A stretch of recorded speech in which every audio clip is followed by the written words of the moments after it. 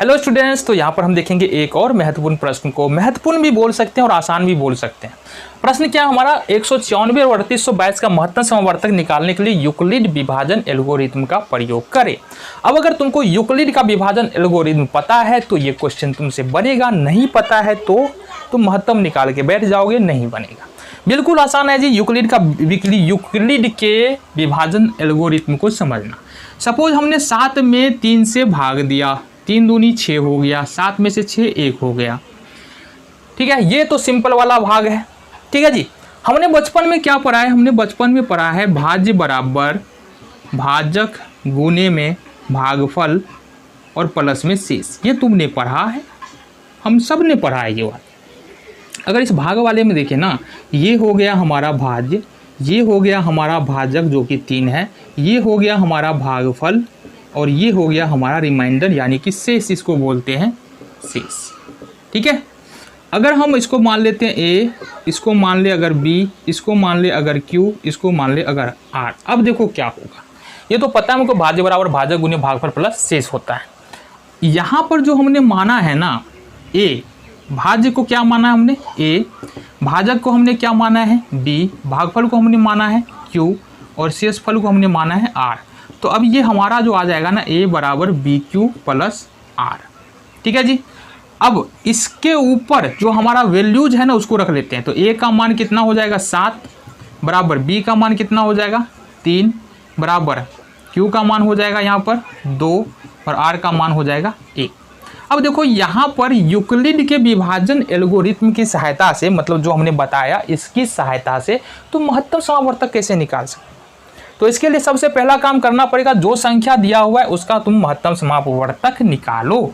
तो जो संख्या हमको दिया हुआ है इसको भाग विधि से महत्तम समावर्तक पहले निकालना है। 3822 दिया है, इसमें 194 से हमको लगाना है। ठीक है, कितने बार में लगेगा, एक बार में लग जाएगा ये 196। 12 में से 6 6, 17 में से 9 8 और 2 में से 1 1। अब ये हो गया हमारा 196। कितना बार में लगेगा जरा बता दो।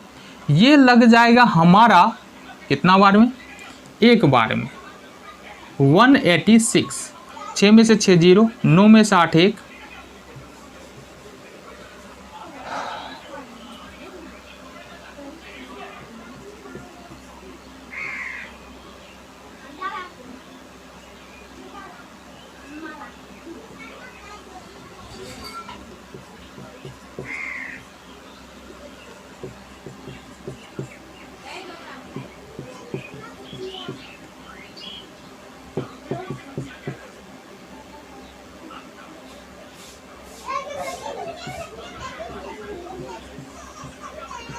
दो निकला है क्या,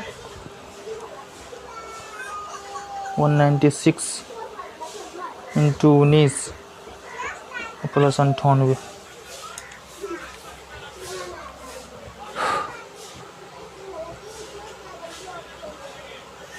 अच्छा यहाँ पर गड़बड़ कर रहे हैं तो यहीं पर।